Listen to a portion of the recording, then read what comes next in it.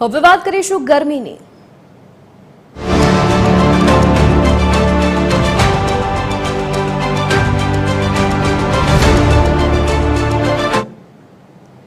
ગુજરાતમાં કાળઝાળ ગરમીનો પ્રકોપ સતત વધી રહ્યો છે। ગઈકાલે 12 જિલ્લામાં તાપમાનનો પારો 40 ડિગ્રીને પાર પહોંચી ગયો હતો।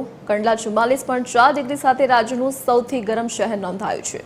તો અમદાવાદ, રાજકોટ અને વડોદરામાં પણ તાપમાન 43 ડિગ્રીથી વધુ રહેતા લોકો તોબા પુકારી ઉઠ્યા છે। બપોરના સમયે રસ્તાઓ સુમસામ જોવા મળી રહ્યા છે। હવામાન વિભાગે હજુ પણ ગરમીનું જોર યથાવત રહેવાની શક્યતા વ્યક્ત કરી છે।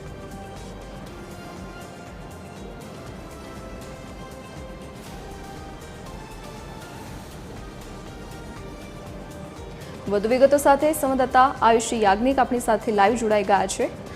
જી આયુષી, હાલ રાજ્યમાં ગરમીની શું સ્થિતિ જોવા મળી રહી છે? ક્યાં કેટલું તાપમાન નોંધાયું છે અને આગામી સમય માટે હવામાન વિભાગની શું આગાહી છે?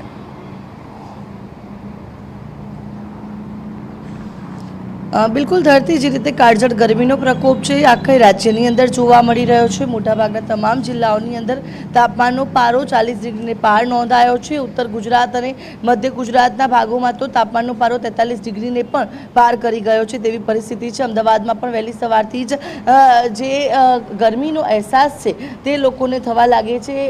જેવા જે તડકા પડવાની શરૂઆત થાય છે, લોકો ગરમી જે છે તે લોકોને સહન કરવી પડે છે। વહેલી સવારથી 12 જિલ્લાઓમાં તાપમાન 40 ડિગ્રીને પાર નોંધાયું હતું। સૌથી વધુ તાપમાન કંડલામાં 44.4 ડિગ્રી નોંધાયું હતું। અમદાવાદમાં 43.4 ડિગ્રી, ડીસામાં 41.8 ડિગ્રી, ગાંધીનગરમાં 43 ડિગ્રી, વલ્લભ વિદ્યાનગરમાં 42.5 ડિગ્રી, વડોદરામાં 43.4 ડિગ્રી, સુરતમાં 40.9 ડિગ્રી, ભુજમાં 42 ડિગ્રી, ભાવનગરમાં 40.8 ડિગ્રી, રાજકોટમાં 43.7 ડિગ્રી, સુરેન્દ્રનગરમાં 43.5 ડિગ્રી અને કેશોદમાં 41.7 ડિગ્રી એમ જે 12 જિલ્લાઓ છે કે જે તાપમાનનો પારો 40 ડિગ્રીને પાર નોંધાયો અને સૌથી વધુ કંડલામાં નોંધાયું છે તાપમાન। કચ્છ, સૌરાષ્ટ્ર, ઉત્તર ગુજરાત, મધ્ય ગુજરાતના જે ભાગો છે તે તાપમાનનો પારો છે કે જે બિલો જે અબોવ નોર્મલ છે નોંધાઈ રહ્યો છે, એટલે કે સામાન્ય કરતાં 1 થી 2 ડિગ્રી તાપમાન વધુ નોંધાઈ રહ્યું છે અને આ પ્રકારની પરિસ્થિતિ આવનારા એક સપ્તાહ સુધી યથાવત રહેશે, કારણ કે જે ગરમ પવનો ફૂંકાઈ રહ્યા છે, આ ગરમ પવનના કારણે તાપમાનમાં સતત વધારો થતો જોવા મળશે અને આ વધારાની સીધી જ અસર તમામ જિલ્લાઓમાં જોવા મળવાની છે અને લોકોએ આગામી દિવસોમાં પણ આ ગરમીથી શેકાવા માટે તૈયાર રહેવું પડશે। તે પ્રકારની સ્થિતિ હજી પણ વધુ જ્યારે ગરમી પડશે ત્યારે વધુ જોવા મળશે।